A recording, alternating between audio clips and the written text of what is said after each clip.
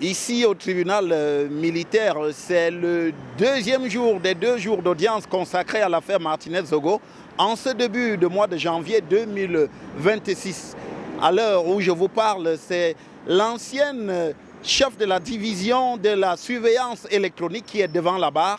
En effet, le tribunal militaire voudrait comprendre avec les témoins de la DGRE comment cette institution aura fonctionné, notamment dans le cadre de l'affaire relative à l'assassinat de Martinez-Zogo. Avant, c'est le commissaire divisionnaire James Elonlobe qui est resté devant le tribunal ici hier jusqu'à minuit pour déposer au sujet toujours du fonctionnement de la DGRE. On a donc pu apprendre par son témoignage que la mission qui a consisté à traquer, enlever et torturer Martinez-Zogo jusqu'à sa mort était une mission en réalité non officielle.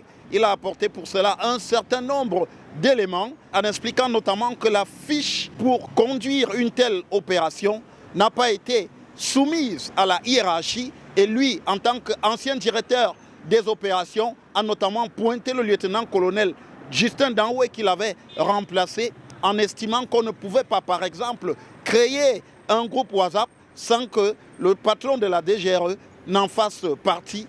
Il a aussi noté le fait que 17 jours de mission pour ce commando, pour traquer Martinez-Zogo, où l'argent a-t-il été trouvé, s'est-il interrogé. Il en a conclu que ce n'était pas dans les caisses de la DGRE que cet argent est sorti. Un moment fort lors de ce passage devant la barre du commissaire James Elonlobe a été son échange avec le maréchal de logis Godje, à qui il a dit « Mais qu'est-ce que tu fais ici? Tu es venu me voir en me disant que tu n'avais plus envie de faire partie des opérations. Ce que j'ai fait, je t'ai fait affecter à Marois et je suis très surpris de voir que tu te retrouves dans cette opération qui n'avait rien d'officiel. » Cette audience devrait se poursuivre jusque tard dans la nuit avant que le tribunal militaire ne donne un nouveau calendrier, ce qui devrait introduire des jours supplémentaires dans le procès Martinez-Zogo pour aller un peu plus vite dans cette affaire.